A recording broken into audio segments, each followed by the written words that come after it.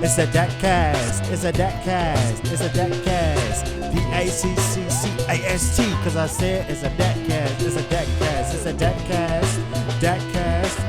DACCCAST. DACCCAST. You're listening to DACCAST, produced by students of Danville Area Community College. And now your hosts, Kaya and Keegan.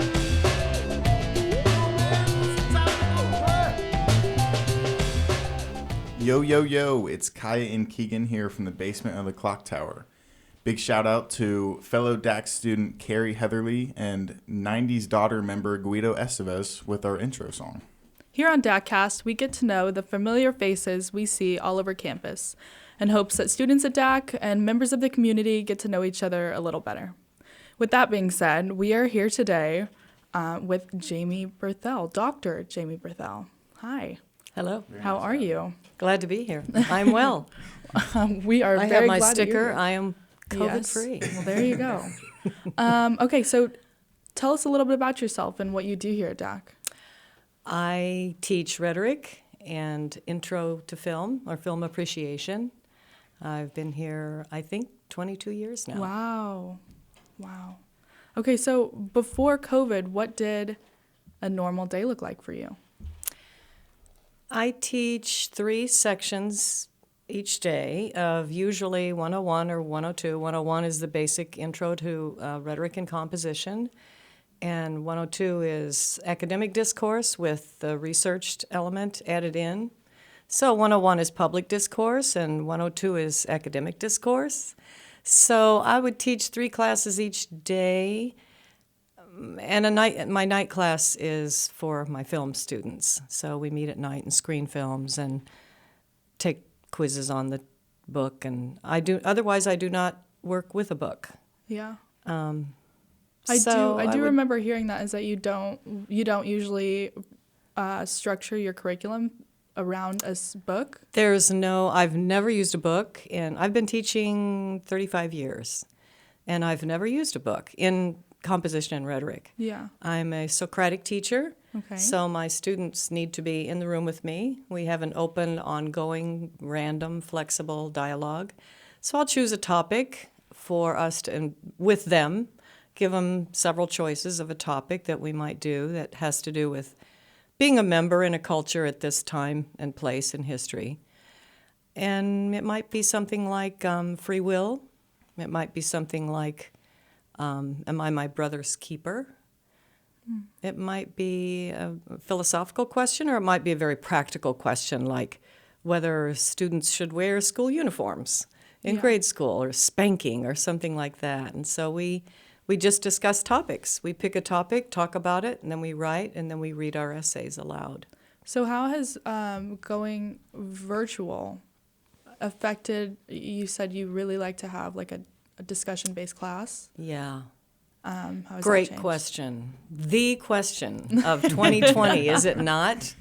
For people like myself who have never taught online and vowed never to, I asked 3 times when I interviewed here. Now, I don't have to teach summers, right? Because I taught a lot of summers, and I don't have to teach online, right? And they kept saying no, and I would say, let me ask that one more time. But now I've been thrown into it, and it was interesting. The first thing I learned was that our support staff here at DAC is phenomenal. Maggie Hoover and her assistant, Janae Merrick, are incredible. Yeah. So within 2 weeks, the entire faculty-wide had to, brush up, if not be introduced to their online skills. And those 2 gals were incredible. And Janae will come over to my office right next to me anytime and help me learn stuff. So it was kind of fun to learn Blackboard. And the short answer to the question is really that I would say, although it's not a popular opinion, that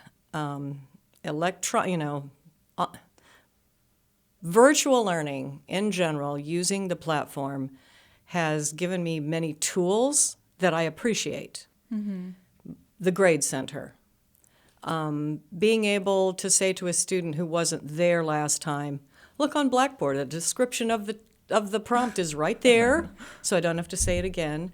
It has aided me in tools that make it easier to just convey information to my students, but it has not improved. I would say the quality of my product Yeah. has decreased by 40%. Wow. But the ability to use the platform to manage things and have always students always be able to see something like the course outline or the description of the assignment again or their grades and whatnot, that's nice. I like that. Yeah. But to me, it's just not the same. Do you think that when we go back to face-to-face teaching, you're gonna kind of implement a little bit of Blackboard into your teaching now? I will keep posting the assignments. Okay. So any student can see it at any time. The late student who's just now looking at it and asking if they can submit it. I'll continue to post probably announcements, but I also like Remind, and most people are very familiar with Remind. Yeah. And I use that a lot. I love, love, love Remind. So Yeah. it's my companion to Blackboard. So I'll keep that. Just very basic stuff. Yeah. But I can't wait to get back with my students in the room with me. Yeah. So, an intro to film. What do you think is the most popular movie among students? Like, what movie do they like the most? Well, it's a survey course, so I warned them that you're going to see some black and white, you're going to see some old. We will get to contemporary films near the end, which we didn't get to do No, we did when we not. jumped. What else did we miss? We missed onto like virtual. cults and Cult, foreign. It is an American film course, but we were planning to do a cult film and a foreign film. that was going to be exciting. And horror. Were we going to add horror? I think so. But I would say, gosh, that's a hard question. You almost have to ask them. They like the Hitchcock more than they thought they would. Okay. And was that true for you? What did you like? This is a question for you. Okay, what was that one? So leaving classes, all four of us, because there was only four of us in the class, so it was very Small. intimate. It was. We would always discuss if we liked the movie and if we didn't. And nobody else liked it, but I did. The one with, I don't even remember what it's called, with the housewife and, do you remember the scene with the bubbles taking up the whole entire backyard? That was a Doris Day film. Yeah. The thrill of it all. Yeah, That was I for actually liked that one, but I comedy. guess the rest of the class didn't, so I guess that's just Right. me. It was too stilted for them, probably dated a 50s backdrop to the Yeah. story. Yeah, Doris Day, Rock Hudson. Yeah, I really enjoyed it. The film classes I took in undergrad and grad were straight up auteur, the masters, a lot of foreign films, Kurosawa and Buñuel and Antonioni and real, artsy stuff. And so I do not use those at all in my Yeah. course here because it's American films and we want to just kick back and relax into it a little bit more. Yeah. Not be so heavy about it. Definitely. So, getting into your background a little bit, if you could tell us a little bit about where you went to college, where you got your degrees, what your degrees were in. My bachelor's degree was very interesting. It was called an Allied Arts major at Illinois State University in the 70s, in 71, so long time ago. Wonderful program. You would write your own program. It was a 6-year program in music, art, theater, dance, and film. So it was a straight ahead fine arts, performing arts amalgam of all of those. And it was a 6-year, and I completed it before it was approved. So it was a Whoa. big risk. There were 3 of us that completed it in 76, not knowing whether or not after 6 years of work we would be credentialed. So that was cool. And That's I really don't know if interesting. you can still take an allied arts, it's called a contract major. Some universities have them. And where was this at? Illinois State University. okay. So I had a performing arts undergrad, and I went night school. I worked secretary for many, many years and went to night school to get my master's from Western Illinois. in literature, half British and half English, half American, half Brit, half American literature. Didn't know what I would do with that. I just thought, I'll go to night school. I want to maybe read all the great books for pleasure. Yeah.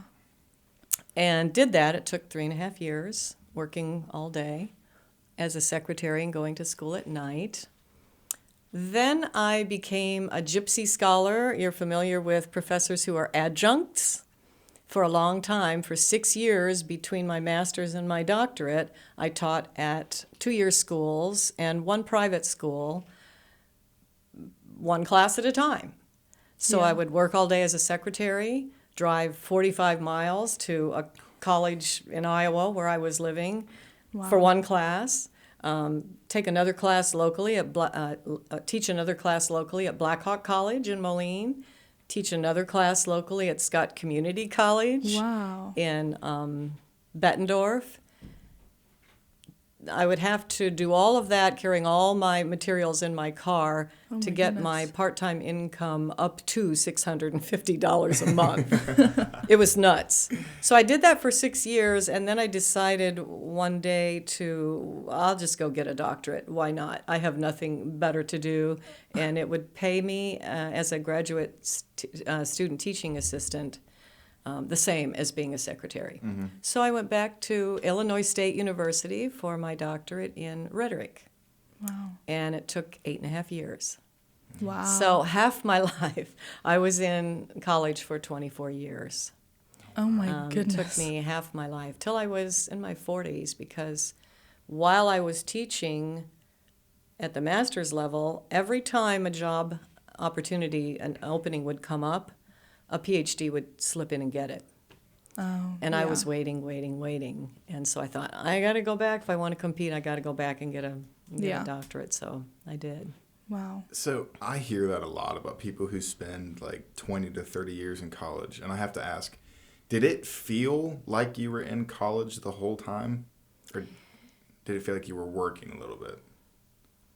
What do you mean by working? Like, did it feel like it was a job kind of? Yeah. Like it was. No, it was pleasure. It was pure pleasure, Okay. because my daytime life was working for small businessmen who would come and go throughout my building. I had a PBX switchboard, if you even know what that is. I had a copier service and so on. So I was doing just this work for other people's business, which I probably didn't even understand. And then at night I would get to dive into the great books and the great thoughts of all the great people that have built our culture and our nation, our world. And so I loved it. I loved every minute of graduate school. Even though it took a long time, I loved it. And I'm so happy that I was educated, I guess you would say old school. Yeah. Nothing virtual. I was gonna say, how does your time in college compare to your time now teaching it?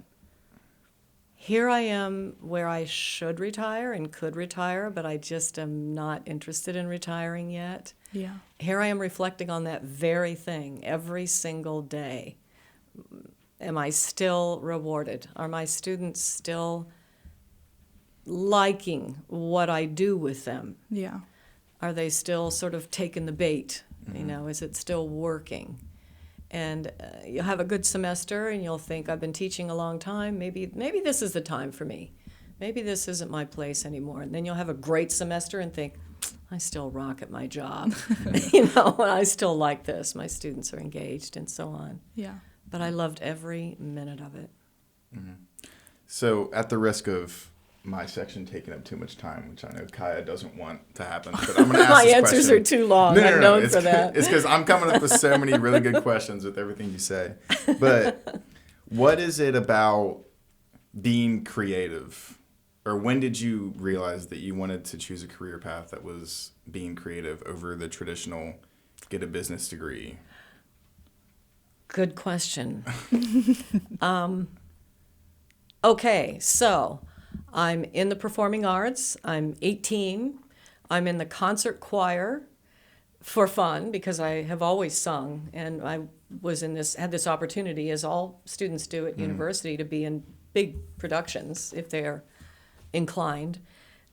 And one day, Professor Donald Armstrong, in our concert choir session, started to explicate the words to the piece that we were singing and explain them.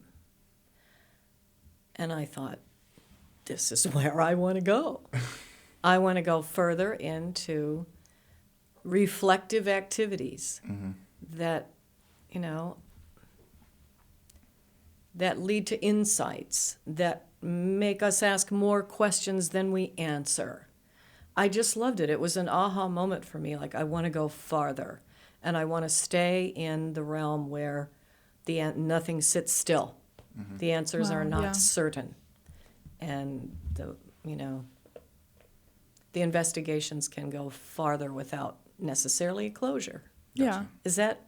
Yeah. Did I answer that okay? Yeah. I gotcha. So you said you were in the choir, right? The concert choir and the women's choir. Okay, and so you had more opportunities in your life to be able to sing, specifically jazz, I think. Yeah. So could you tell us a little bit about that? Well, all through my whole life, I had an ability to sing. I'm not wonderful. I'm just good enough. not You know what we that heard. feeling? You know that feeling? And in fact, when I went to university, having had no training at all, I very quickly realized that the students around me who were music majors were extraordinarily talented. Yeah. And I just wasn't to their caliber. So I had to face that right away. I can sing.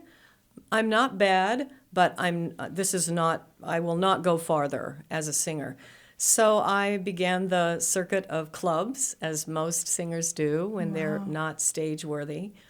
And I worked in nightclubs with trios all my adult life until I came here, because I had sung in clubs in Bloomington Normal, where I lived during grad school, for several years there. And then we moved here. I moved here with my husband, and he bought a building downtown, and we turned it into a supper club because I had nowhere to perform anymore. So I sang there for about 10 years while we were open. We closed to the public a long time ago, but I sang there. Wow. And I sing every once in a while now. And No clubs anymore. that club was it the Heron? It's called the Heron. Okay. We heard, how was that Downtown. experience in owning a restaurant, a small Oh, business? boy. What a question. Within 4 months of my going to school forever, within 4 months of my getting my position here at DAC, thank you, my husband had bought this building. And off we went. He kind of didn't even really tell me about it, which has been, right there and over our heads for a long time. But what was the question again? What was the experience like owning a small business? Owning a small Okay, business. Were so experiences? I'm sitting on my little stool singing, and I would have to get up and take care. I'm watching the dining room happen. Yeah. And we always had a pretty good staff. And it's a beautiful, beautiful historic building. It really is. So it was a nice place to do it.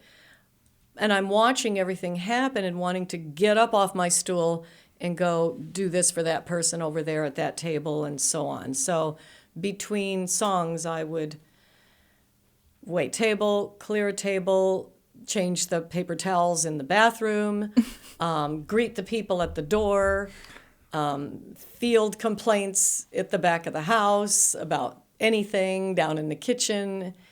It was overwhelming. Yeah. It was overwhelming. We had a bartender once who was a professional. He was displaced from Katrina.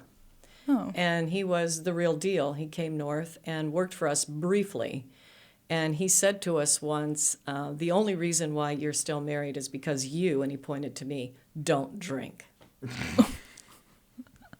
Many such moments. It was overwhelming. Yeah. Dining out is not the pretty thing that you experience when you're the guest. Would you ever do it again? Absolutely not. No. You've had your No. time. No. Nope. And we had people work for us who had wandered in to give us a try because we were beautiful, and it was, it was a nice place, and the Danville was good to us. Yeah. So they would wander in, and one of them, can't remember his name, David, was a pro, and he came in and said, well, let me speak to the captain. And I said, well, if you know what the captain is, then that would be you. And he himself would never go out on the floor. He said, nope, I am done. I am done serving tables. Only the one time when the dumbwaiter broke did David all of a sudden tell all of us on the staff, here's what you do. Because the food came up from the kitchen on a dumbwaiter. Here's what you do. You put a person at the back staircase, you put a person in the kitchen, and you express the food up the back staircase onto the dining room. Wow. And that's how you do it. And only then did he jump in and actually serve guests tableside. Other than that, like myself, he would say, been there, done that. Yeah. I'm just behind the bar. I'm the bartender. I don't do tables. Gotcha. I have many stories from the Heron. It was nuts. And you said it was 10 years, right? We did it for 10 years, and then a recession kind of blew through. And we were kind of burnt out anyway because my husband has a full-time job. I had a full-time job. It was a, hobby for us that was all-consuming. Of course it was. Yeah. Wow. So we just closed and started doing private events only. And now we still own the property, which is, for sale. Okay. That might be something you'd want to edit out later. I think that's well known. Let's see. Okay, so you're a very excellent singer. That's what we were told. Very excellent singer, and you're very interested in film. I think. So, what is your? Could you pinpoint a favorite actor of yours? Paul Schofield. You're way too young to know who that is. Yeah, I was gonna say. Never heard of him. He's long gone. Yeah. If there were an older man that I'd want to have a relationship with, it would be Paul Schofield. Dana Andrews, Yeah. actor, female. You could probably list off like Ingrid 20, Bergman. couldn't Yeah. Do you have any current actors or Maggie actresses that Gyllenhaal. you like watching their movies? Is Maggie Gyllenhaal new enough for you? I don't know All who of Maggie you young Gyllenhaal people. is. You do not know who that is? Wow. you? I know who Jake Gyllenhaal is. Yeah, his sister. Oh, okay. Contemporary. Is Catherine Keener too old for you to know who that is? Isn't it crazy? I'm shocked at how old I am. Yeah. It happens to everyone. All of a sudden you realize, man, my students do not know who Elizabeth Taylor is. Have you had those aha crazy. moments? You've had those? All the time. Yeah. And I try not to condescend, like, oh, really? Yeah. How can you not know who Elizabeth Taylor is? But I'm sure it happened to our parents' generation as well. Yeah. They would say, how can you not know who Cary Grant is? How can anyone not know who Cary Grant is? Well, it's Yeah. forgivable. You're young. That's why I can't really think of a super contemporary. Who would you say? Super contemporary. I don't know. I don't. You're not a film watcher every day to sort of. No, not really. That was one big thing being in your class this semester was like, wow, you and another kid in our class just kind of bantered back and forth about your love for film and actors and actresses and directors and could name all of these people. And he knew them all. Yeah, and I'm like, never heard of him. For yourself? Male, female? I don't want you to judge me. Oh, no. Oh, But like I'm I would a do big, that. So I'm a big Avengers fan, so I like Robert Downey Jr. a lot. But I also think he gets seen for that stuff and his, like, The Judge. Have you ever seen that movie? I have not, but I love him in Shortcuts. Are you familiar? No. It's a Robert Altman film. Is that when he was young? I guess so, probably. Define As were we young. all. I watched his special on David Letterman, that show, Yeah. My Next Guest, and Yeah. they showed a bunch of his like really early movies, like before he had the drug problem and everything. And he looked like he was like 16. I don't know if he was having the drug problem during Shortcuts, but Shortcuts is a phenomenal film. So if you really like him, you'd want to see that one. It's longish. Yeah, I forgot about him. He's young enough that... Are there any movies that you've ever watched and you're like, I can't watch any more of it? It was just really bad. Like it's just either, It's so bad? Yeah, it's like it's cheesy or it's just not watchable. Do any come to mind? Great question. This is just so bad I cannot watch it another time. Nope. Cheesy is good. Cheesy is good. Maybe Doris Day films. My husband feels that way about them. Yeah. I'll grab for the Doris Day. And they're pretty cheesy. She Yeah. was such a cardboard cutout. Very much so. Little Miss Perfect with their hair and her little outfits and the June Cleaver Yeah. effect. The housewife with pearls and high heels on, and I'm still up for cheese. Yeah. Good question though. It'll probably haunt me later. Over dinner I'll go, oh, I know what that was.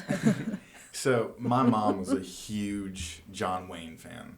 So did you have any interest in spaghetti westerns with him and like Clint Eastwood? Interesting. I'm one of the few people, don't tell anybody, Okay. but I'm not a Wayne fan. Wow. And everyone has that same reaction, like, oh, you're kidding me. Because I don't know. What's it about it? I get there could be a certain element. Always a the certain element same. of a lack of effort. Yeah, it's the same. Always the same. And he does have the cowboy about him. Rugged. But I've learned to enjoy Westerns really rather recently. And the thing about real Westerns is that cowboys get dirty. They're dusty and dirty and smelly and tired. And Wayne was never any of those things. So some of those glitzy movie star type cowboys just didn't do it for me. Okay. And he was kind of one of them, always the same. I know I create a lot of enemies when I say that because he's so beloved. He really is. He's just not my first pick for a Western. Yeah. That's interesting. What made you think of him? Your mom. Yeah, because I would Yeah. grow up and I'd be laying on the couch. It'd be 9 a.m. and my mom would have one of those movies on. So, and I'm gonna ask about another movie. Okay. It's a mad, mad, mad, mad world. My husband's favorite film. Yes. You like it? I love that movie. It's so funny. It's so long. Interesting. But it's so funny. That's funny you bring that up. I'll have to tell him. I'm not a real big fan of Mad Men because it's so zany. Yeah. And I like the comedy to be a little darker or a little, I don't know, darker. And yeah, madcap. Yeah. And name an actor and they're in it. Yeah. You know, It's everybody star-studded. in the world is in it. So, yeah. Okay, so you are an excellent singer. You like films a lot. And I heard that do you own horses or do you take care of horses? Or? I keep Oh, okay. horses. I've vowed never to really own one Okay. because it's a huge responsibility, 1,000-pound livestock. Yeah. I used to be a trail guide at Thunderwolf. A lot of people Oh. in Danville are familiar with the Thunderwolf trail ride outfit that was at Kickapoo until about, 6 years ago. But I started there. I Yeah. just drove by, and I would look at the folks on the picnic table and think, I think you have to be a member to pull in there. So I would, keep driving by, and then one day I pulled in and started taking lessons and had never ridden. So that was wow. about 9 years ago. So I worked my way up through lessons and became a trail guide and fell in love with the horse world and horse people, Western movies. Never gave them a thought. Now I've studied them. I appreciate what the Western, Yeah. print the myth, is all about. So we had 24 horses there, and I learned a lot of horse keeping and horse care. Then we closed to the business, moved our herd, found homes for a good chunk of the herd. The owner is a retired South Side Chicago police officer who wanted to, she was tough. She was tough to work for, and wanted to always have a trail riding outfit. So they were her horses.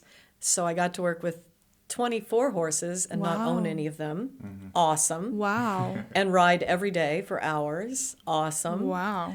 Then we broke up the herd and took 8 of them to some private land where I keep one little horse now. And he's actually not so little, but those 8 then moved to Southern Illinois just a few months ago. So it was heartbreaking for me. Yeah. They were the horses I loved and rode a lot. I miss them. Yeah. But they're happy. That's all that matters. They're safe and happy and very bonded. And now I keep one horse as a favor to a friend, just a stranger really, who needed a place to keep her horse. Yeah. And I said, I am currently horseless, and I would love to take care of him. So I see him every day. What's and his name? ride him. His name is, I probably should not say his name. Okay. I don't old is like he? his name, actually. How old is he? 20. Wow. He's 20. So he's a little slow. Absolutely the gentlest, sweetest horse I've Wow. ever known. He's pure joy to work with. So every day I go out and spoil him, I groom him, feed him, ride him. And I recently went to Turkey Run just to get back in the saddle. Yeah. Gotcha. And got to ride there. But I'm actually going in September to a huge ranch in Colorado Wow. to ride for every day for hours for a couple weeks. I That was sounds going to go in amazing. September, and then COVID hit. Yeah. So, I do remember that, I think. yeah, that I was going to be gone. Mm-hmm. Yeah. Yeah, it was sad. So you're 'Cause I hoping love to ride. Yeah, you're hoping to do it next year. Well, they actually did open up out there, Oh, okay. but it was restricted, and I'd already changed my mind, and I was into learning the virtual, and I was kind of overwhelmed with the switch Yeah. from so abruptly for me. So I just said, keep my money. I'll be back next September. Yeah. And I'm sure I will be. I think this is all going to be over by summer. Don't you Hopefully. think? Yeah. That's what we said I in think March so. of last year. I so- know. I know. Or March of this year. So you talked about living in Normal in Bloomington, and you talked about how you should be retired right now, but you're choosing not to. What is it about your job and what you do every day that makes you want to stay? That keeps me here. The students, the students, the students. And keeping my materials fresh and trying things out on them. I love teaching, especially at a community college, because I had lots of experience. As a GTA, I taught at university and a private university for 8.5 years while I completed my education.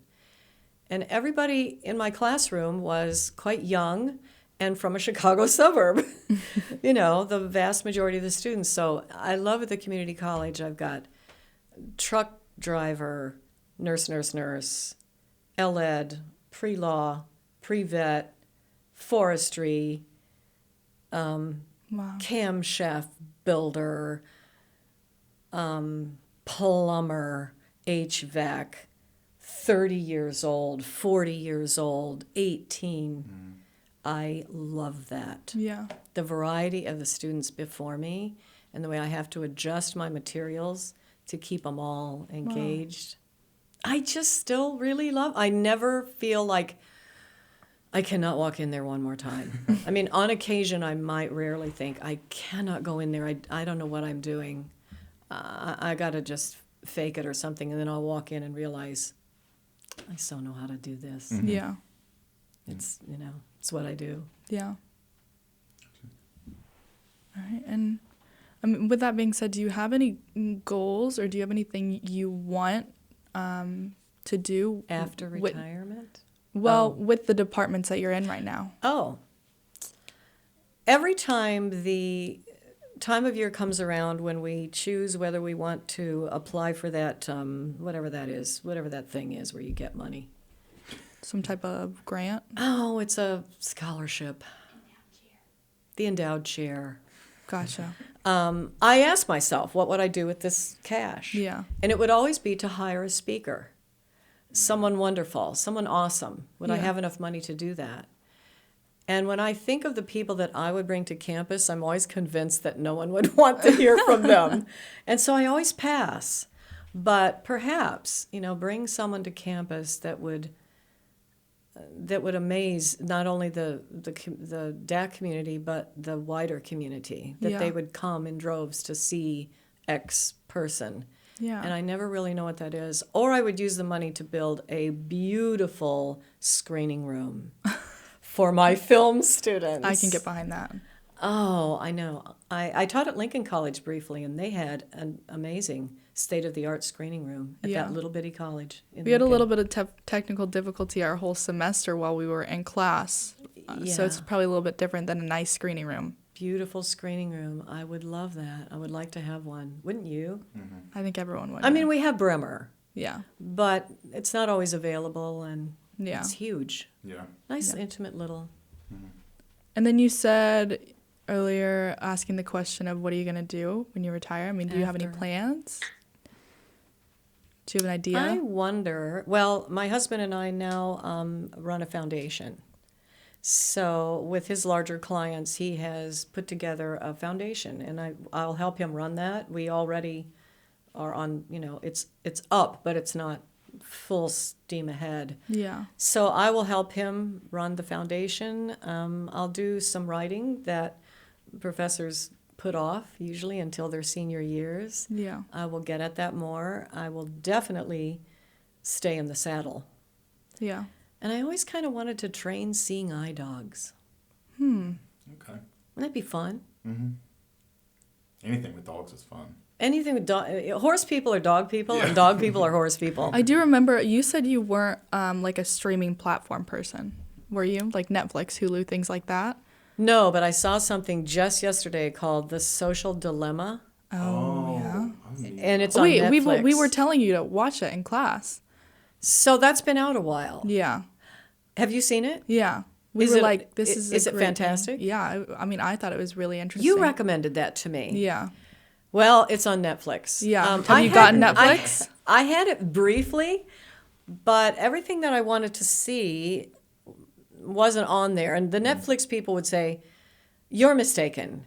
You can have anything you want on Netflix." I discovered that it wasn't really so. Yeah. And I just like to own my films. And I bring that up because I don't know if it's a Netflix original or something like that, but it's a whole series of them training like seeing eye dogs. And You're kidding. Yeah, they choose the litters Yes. and they go through Yeah. the whole entire process and like finding homes, and it was really interesting actually.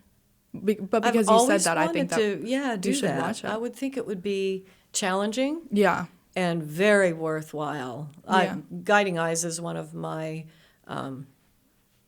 institutions that I donate to all the time because I just love them. And once I was in an airport when they were delivering them to their people. So they had probably 15 of them who had graduated. Yeah. And they had their little vests on and their little, service animal vests on. Oh my and they were going goodness. to meet their people at the airport. So I got to watch that. Wow. I don't know why I've always wanted to do that. I just have. I've always, I may look into that or work for the ASPCA and rescue. Yeah. Do rescue. Seems to me like you like animals. Always have. Yeah. Just always. Yeah. Drawn to them. The smell of a horse. Nothing like it. I want to ask one more question. Oh, alrighty. So I'm a journalism major, Okay. and I think I might be one of maybe the 3 people on campus that are journalism majors. I might be the only one. I'm not sure, but there's very few people my age and who I graduated high school with that are going after English degrees or stuff like that, or something to be creative or something they're interested in, and like fear of, well, I'm not going to make any money. Like I get made fun of sometimes because they don't think I'm going to make any money. So what would you say to someone who wants to be creative but they're afraid about not making money? Making money, not making money. I feel like I've been poor all my life. And I'm not, of course, but let me think here. I can tell you the folks that I have known in my life who went into journalism, they made decent money, but they had fascinating projects. One of my friends from undergrad ended up working for Nat Geo and the History Channel, field work, interviewing people and doing, I guess, what you would call, field work journalism. Won an Emmy. Did have to work for private corporations which struggled, one of which folded. So her career path was not steady with regard to income, but when she was working, she made great money, and the pleasures and rewards of being a journalist are immense. I mean, you want to do something romantic, forget about falling in love. Strap on your backpack and go to a war zone. Yeah. Go to someplace in the world where things are happening, where people are coming alive, demanding their rights. Go to where the action is. Of course, that's why you chose it, no doubt. That's where romance is. That's where it's happening. So I'm really not familiar with the broadcast journalism income. I really don't know what those folks make. Do you? I mean, I'm not sure they can make, if you're working for ESPN, you can make millions. If you're working for like a local newspaper, you can make 40,000. Exactly. But is it more about enjoying what you're doing and loving what you do every day over cash and a good paycheck? Of course, I'm going to say that. Yeah. Professors do not get rich. Even the rich ones are not rich. It's the lifestyle. And I imagine journalism is much the same. It's what you do each day. Am I fulfilled by it? Yeah. Am I inspired or engaged by it? Does it amuse me? Does it make me have to work hard? But I tell my young students, whatever you do, like especially going to college, you want it to be hard but interesting. Because you're not going to stick with something if it's just a drag for you and it's wearing you down and you're stressed and unhappy and you're not even interested in it. Yeah. But for it to be very hard but very interesting, and I would imagine journalism is like that you would have no fear that you'd be able to make it on whatever money you're making because the job is awesome and the people that you're meeting along the way are fascinating. A Texan, who are the guys that, a U.S. Marshal. That was one of my friend's most interesting experiences. Gotcha. Interviewing a U.S. Marshal for, one of the big channels on TV. And she never stopped talking about that guy, how interesting he was. You're planning on having a family, big family, 3-4 kids. Yeah. Take some dough. Yeah, exactly. Yeah, and this your wife will make money. She'll make money. Oh yeah. Well, she's a math or your major, husband. So now we are going to move on to our rapid fire questions segment. Oh no. DAC Attack. Oh no. 1, 2, 3, 4. DAC Attack. DAC Attack. DAC Attack. DAC Attack. DAC Attack. DAC Attack. DAC Attack. I mean, that's it? I'm ready. Hit me. Tea or coffee? Tea. Mornings or evenings? See, I made a mistake just there. You prefer coffee? I drink a lot of coffee. You said tea I lied. more emphatically than I. Right off the bat. But I do drink green tea every day. Yeah. Next question. Mornings or evenings? Evenings. Film or music? Ugh. Film. Film. Okay. Sweet or savory? Savory.